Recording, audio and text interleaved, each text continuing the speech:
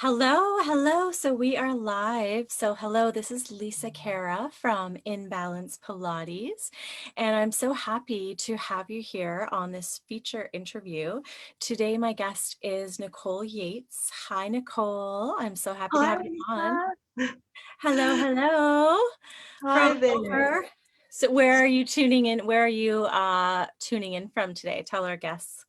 I am tuning in from sunny Brisbane, Australia. Wow.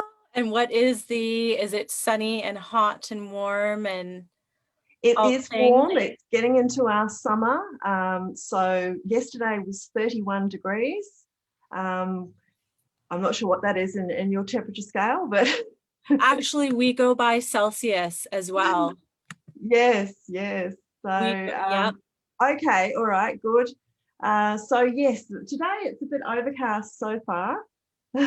That sounds like a perfect temperature. Oh my gosh. So again, I just hit record there. So again, I just wanted to say that this is Lisa Khera from In Balance Pilates, and I'm so happy to have you on this feature interview. Today, I have Nicole Yeates with me, and Nicole is the author of the upcoming book that's coming out called Holding On to Hope. And in the book, you're teaching us about finding the new you after a traumatic brain injury. That's right. And congratulations on the book. I'm so excited for you. And the big day is December 15th. Yes, that's That's the right. Just day. around the Oh my corner. gosh, I'm so excited for you. Like, congratulations, Thank because it's you. not a small feat, as we've talked about, writing a book, let alone writing a book, but then coming into marketing it and launching it and deciding on a cover and all the things. So huge congratulations. I first want Thank to say that. you. So yeah, so tell us a bit more about what you do and the book, and you can start with that. Yeah, sure. So I'm a rehabilitation counsellor. I work in occupational rehabilitation, helping people with all sorts of injuries, including brain injuries.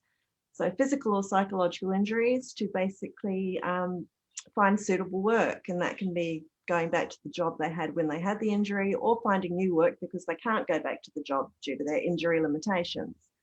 So that's what I do. Um, yeah. And what an added expertise, because with going through a brain injury yourself, you're looking at it from that pacing point of view and in a different way, right? So you would bring such an added expertise that way. Well, it's those small incremental steps of success that really are the building blocks for going forward and making progress. You know, it can be, as we talked about earlier, it can be just having a shower that day, it can be a positive action that you've achieved that day. It can be doing a short course. There are lots of little things that, you know, sort of make up those steps of success, but, you know, it's starting somewhere. Exactly. I agree. And what I would always say is, finding those ways that you can be productive and positive. And yes, Mm, sometimes it is the baby steps and just looking at breaking down, maybe we have a goal of a certain function we want to attend or a certain number of hours at work or, of yes. completing a course online, whatever it is, looking at, okay, what do I want to get done that day? What can I maybe take out the day before, the day after to help pace that whole time period? Mm. And then just kind of being able to like cheer for ourselves along the way when we are able to have those days when things are going well and things aren't flaring up, and then the next day feels, things are feeling good as well. Those are huge milestones that we have to Yeah. um, celebrate. Absolutely, and managing injury barriers is, you know, it's a significant part of my book. You know, it's about that. How how do I do that next step? How do I, um, so many people sort of say to me, you know, about advocating, and, you know, they don't know how to advocate for themselves in a health system. You know, they don't know that they can ask for copies of reports. Um, they don't know who to reach out to help with deciphering what are suitable duties in the workplace. What is the this sort of goal that I can head for work-wise, employment-wise, and it doesn't have to be work, and not everyone is going to be able to get back to work, but everyone has some useful Duties. quality that they can utilize for the community. It can be voluntary work, it can be, that everyone has something to offer. 100%. And as well, just being able to still realize that, to be able to look at our purpose and we still have purpose, and to be able to Mm, turn injuries and challenges that have at one point could have held you back, to be able to, okay, where is the next purpose out of this? Or where is the bright side? Or where are the positive aspects of what's going on? And I mean, you were definitely able to do that with writing a book on the topic and being able to teach on that. Now, before we were talking about some of the things you incorporated in there to help out, and one was gratitude that you yes. teach. And what are some of the other topics that you find really helpful? So I cover a whole chapter on managing injury barriers in my book, and that is around memory, memory strategies, memory tools. I've developed an app.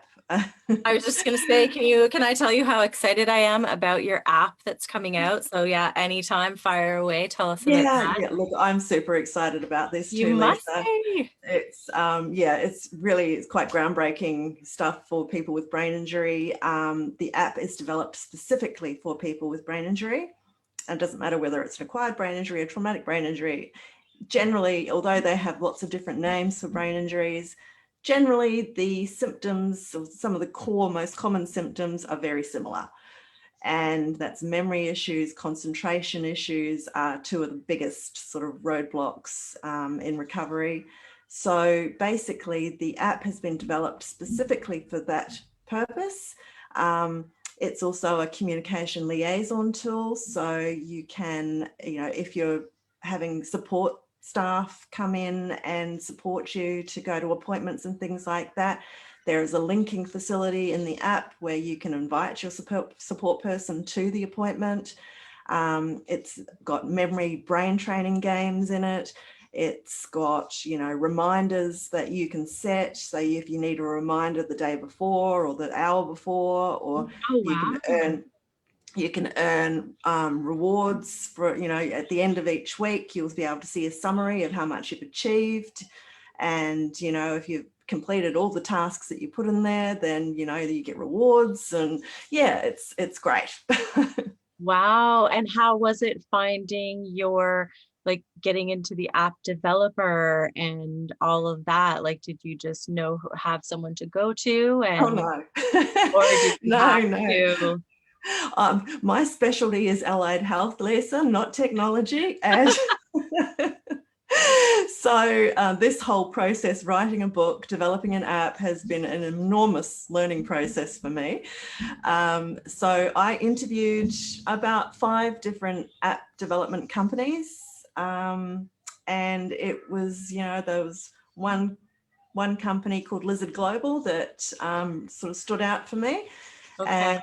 And I'm working with them on it. We've got another meeting via Zoom on Friday to look at the next stage. We meet every 2 weeks to look at the developments with it and brainstorm the next phase. And it will hopefully be out in January. Oh, that's amazing. Well, you'll have to come on again when it's all launched and we can share that out. And speaking of companies that you've worked with, we were talking before about when it comes to the book and publishing. So which route did you go with publishing and all of Yeah, that? yeah. Look, I looked into, going through a publisher. Mhm. But I made the decision to self-publish in the end. It's arguably a lot more work, but it was, that freedom to be able to change things in the future as technology evolves, as, more learning comes to the fore, that I can actually change the contents of my book to stay real and stay live and current. Mhm. Yeah. So yes, the self-publishing route was the one for me. Okay. And what was you were telling me a bit about a course that you took. Yes, I did a course through Self-Publishing School, which is an American company. Okay. And And, it you taught you know, all the ins and outs they of, taught me all the ins and outs. Basically, it's an online course, and it teaches you, how to write a draft, how to get it edited, how to, get all the steps. yep. You've got the content edit, you've got the copy edit, you've got the formatting edit, you've got the proofreading edit, you've got to choose a cover, a book cover. Yep. And There's a then whole you just hired out those people individually, like your cover editor and your formatting editor and that kind Well, of I thing? chose one company, Cutting Edge Studios, to do the copy edit, the content edit, the proofreading, and the formatting. So that was Okay. all within one One company, stop. but Okay. different Good to know people because within each company. I have a lot of friends on here, friends both in real life, colleagues, people that are in the process of either self-publishing, working with a publisher, researching which method to go, Hmm. which even now, did you have to do any software and to upload it? Like, did you have to have a specific software or the No, company that did the formatting took care of that part? no. Well, look, I guess yes and no. Like for the what they call the lead magnet in the book, which is the Yep. marketing tool. I joined Canva, and My favorite, my favorite. I love Canva. I can get and so I could actually develop my own let stuff us there. know, let my community know here if you're opt-in, if you have an opt-in on your, can we find that on your website or Mhm. okay, Yes, perfect. yes. Your website is It's www.holdingontohope.com.au. okay, and that's amazing. And that's where we can go and sign up for your opt-in, and then we'll get notified about the launch day and Yeah, the yeah. app launch day. And the book will be available for purchase through my website as well as on Amazon. And Okay, okay, okay. And so, well, yeah, that's amazing. I'm really proud of you for getting that all done and getting all launched. And you must be super excited for the big day. oh, look, I can't wait. It's funny that, I've gone like since my brain injury at age 16. I woke up being unable to do anything, and to go, and I hid that for most of my life, like if I wouldn't tell anyone about my brain injury because it was a source of, I guess, embarrassment for me. I was afraid of judgment, negative judgment, and so forth. And to actually, it's taken me 33 years, but I've gone from telling only the closest people to me to telling the world. You know what? I think we could have a show that is just based primarily on those feelings right there alone. Like, especially, Mm, like I can really relate to that, especially with having a studio and having to close it. You're worried that people are like, why is she not better yet? Like, why is she having to mm, close her business because of this thing? Like, you could, if you let yourself get caught up about wondering what other people are thinking, just leads, you can't go down that road. yeah. But yeah, there's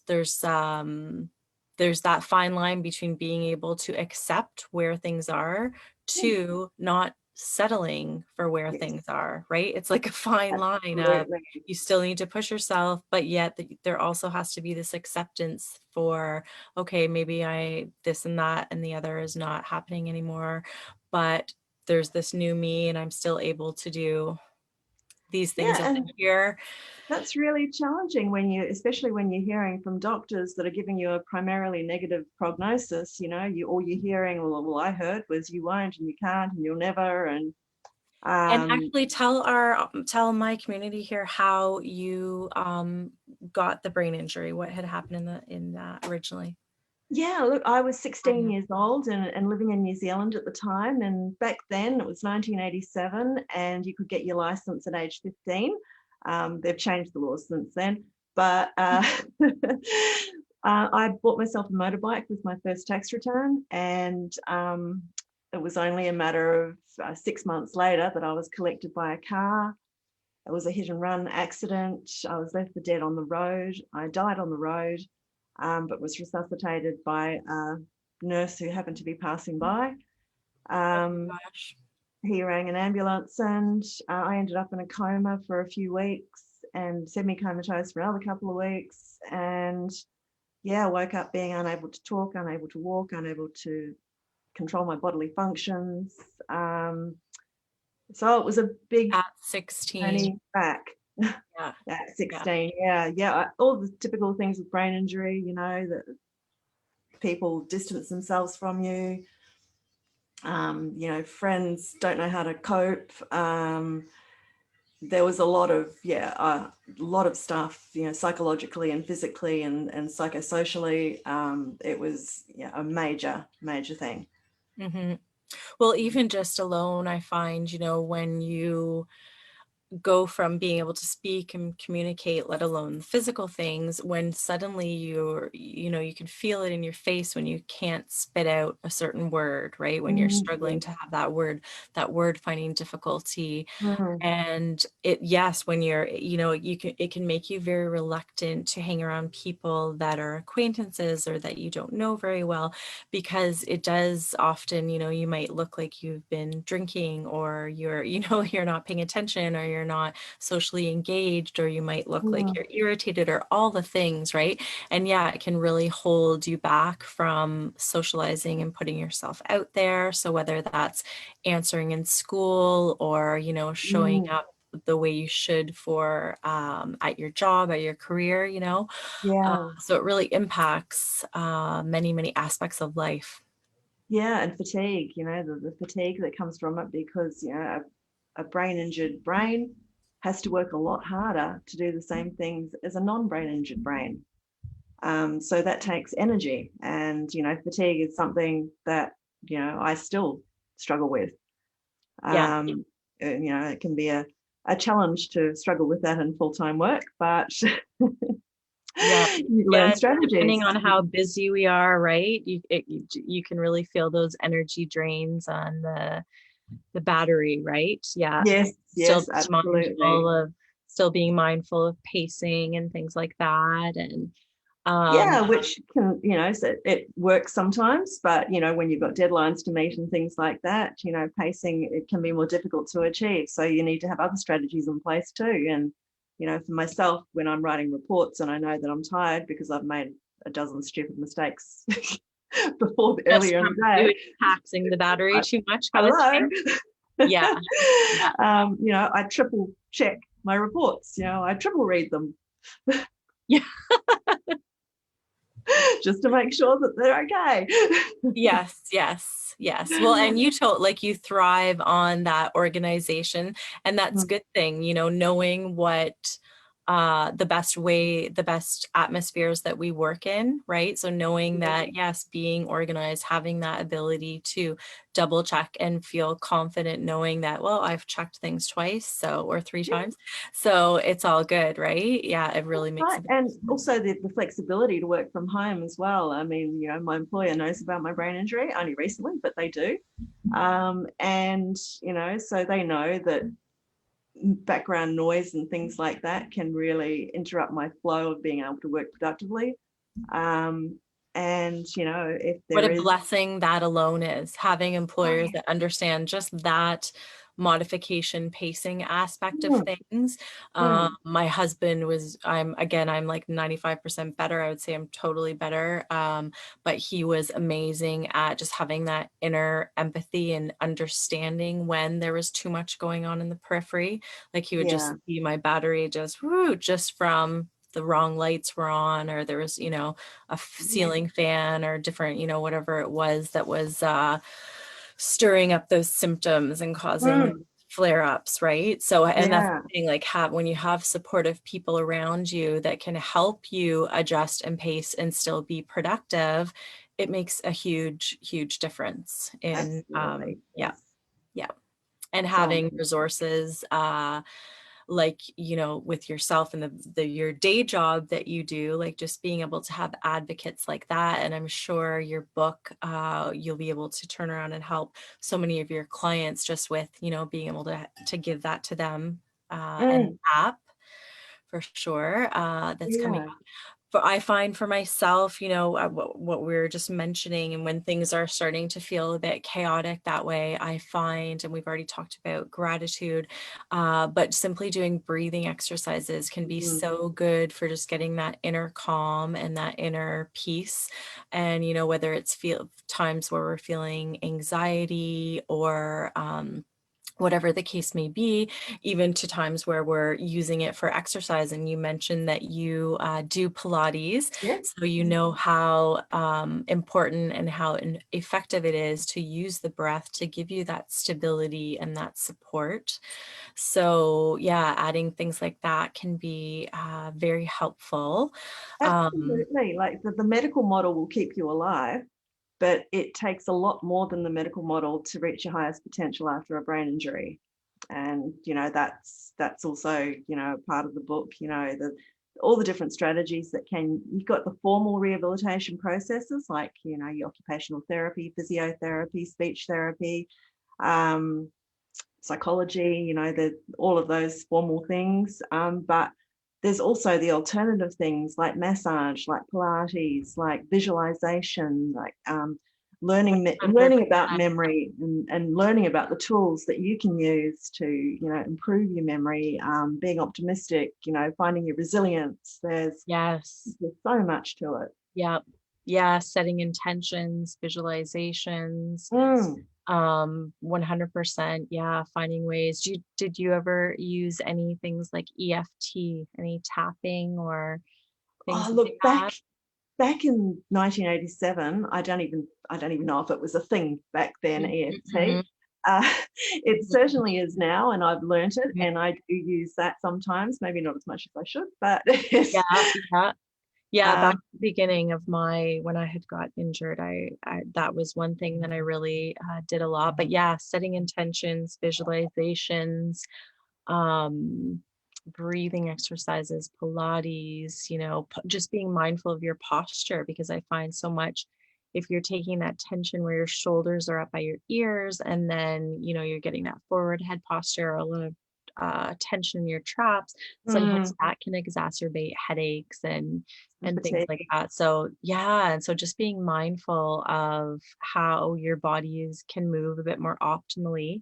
I actually have an online course called Healthy Brain and Optimal Posture, and it has Pilates, mindset, visualization, setting intentions, gratitude, all that stuff, just to really get yourself looking at ways to be productive and positive through this healing journey, because Yeah, you've got to look at all those ways that you can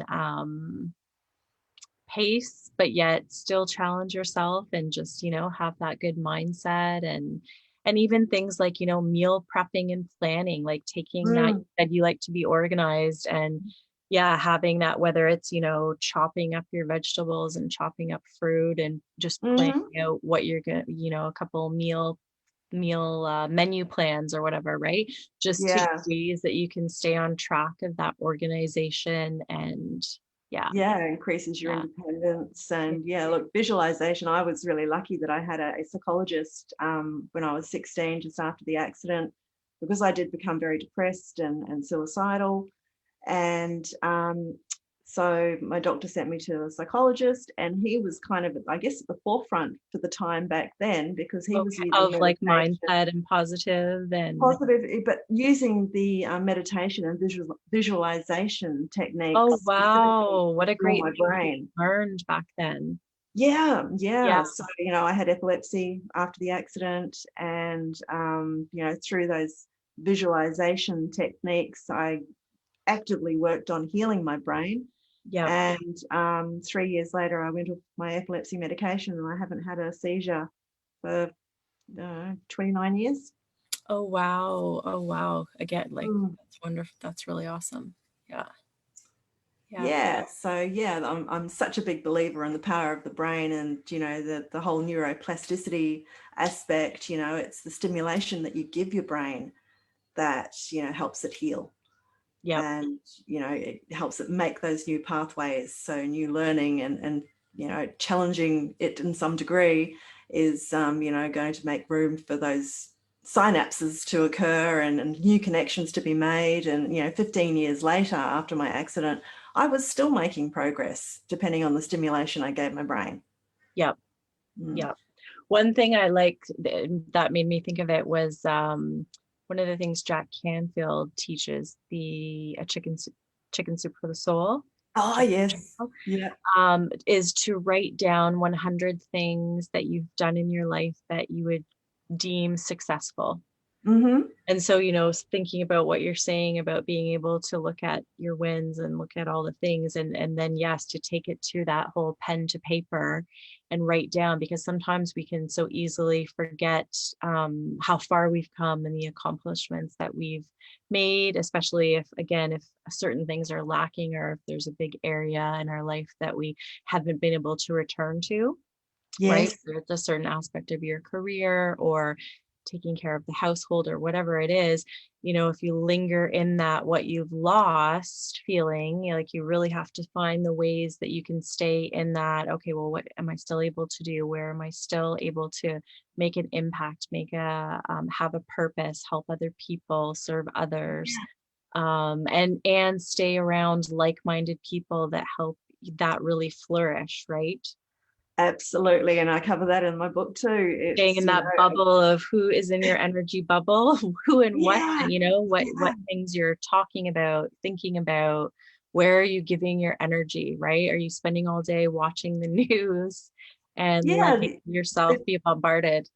That the people around you, are they moving you further away from your goal or further towards your goal? Are your actions today moving you closer to your goal or further away from your goal?